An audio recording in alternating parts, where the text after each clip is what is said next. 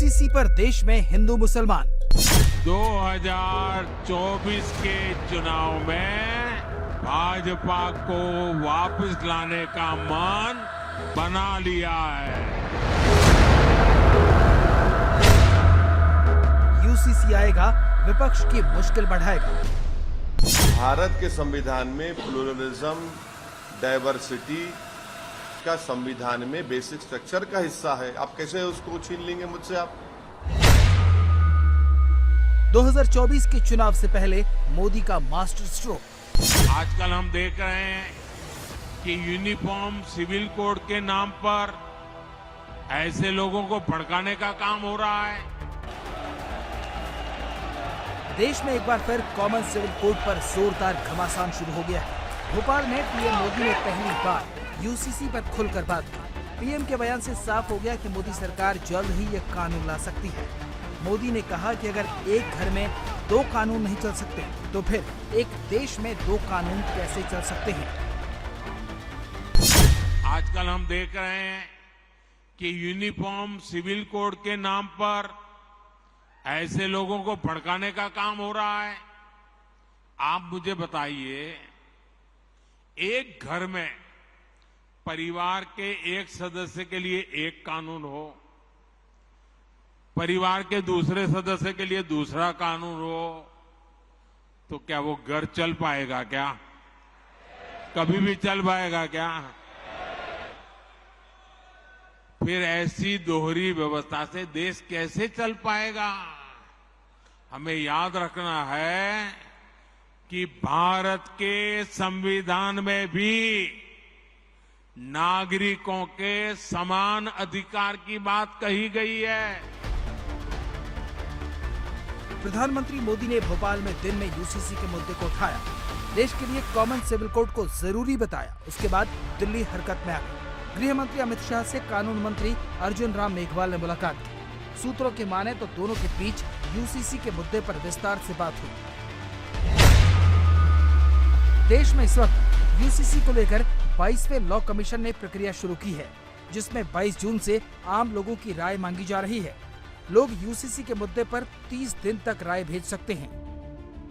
भोपाल में पीएम मोदी ने वही कहा जो सुप्रीम कोर्ट काफी पहले से कह रहा है।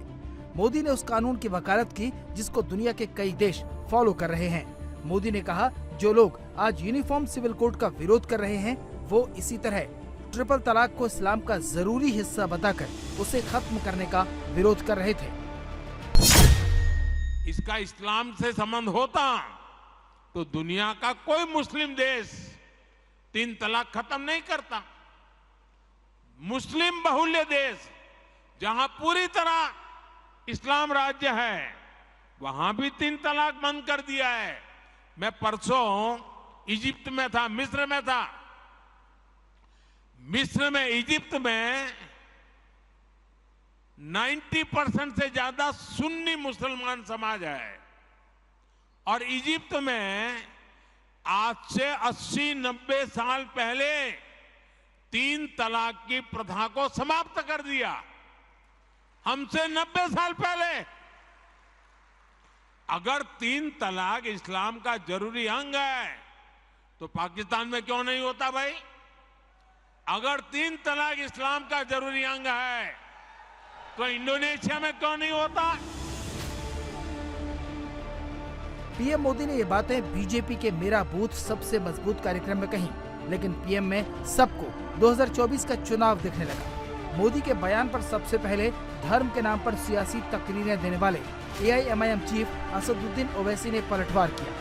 ओवैसी ने कहा कि पीएम वोट पोलराइज करने की कोशिश कर रहे हैं। ओवैसी ने यूसीसी के सहारे पीएम मोदी पर सवालों की झड़ी लगा दी। ओवैसी ने पूछा कि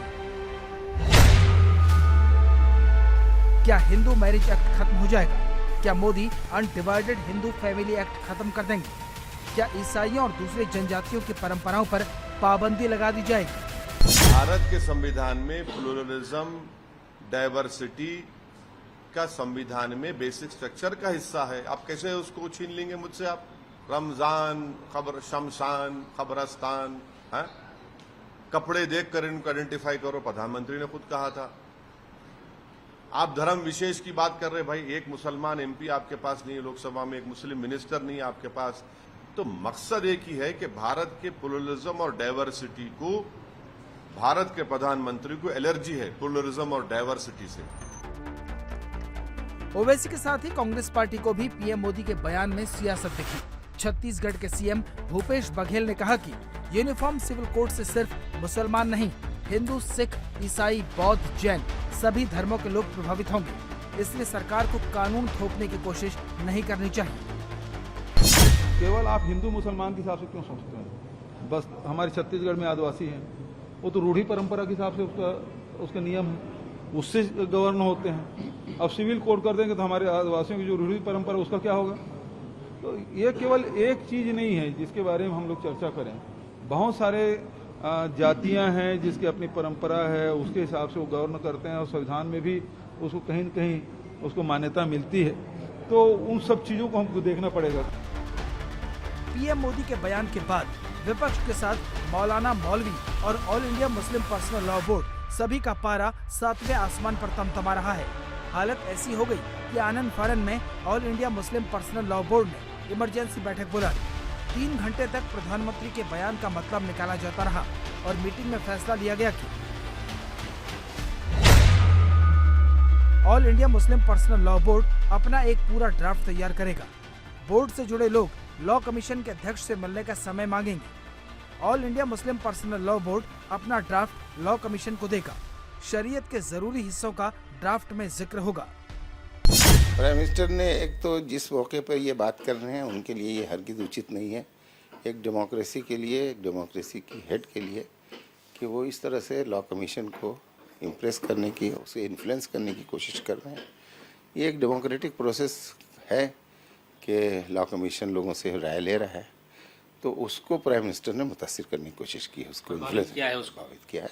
ये आप खुद समझ लें कि कितना उचित है लीगली, मॉरली, और हमारी जो देश की इमेज है, वैसे ही हमारा मुल्क जो है इस बात के लिए बदनाम हो रहा है कि यहाँ पर जो है माइनॉरिटीज़ के साथ और क्या मामला हो रहा है।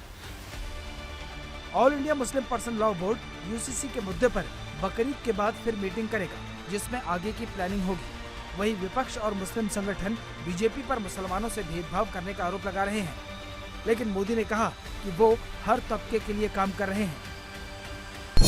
उनके ही धर्म के एक वर्ग ने पसमंदा मुसलमानों का इतना शोषण किया है, लेकिन इसके ऊपर कभी देश में चर्चा नहीं हुई।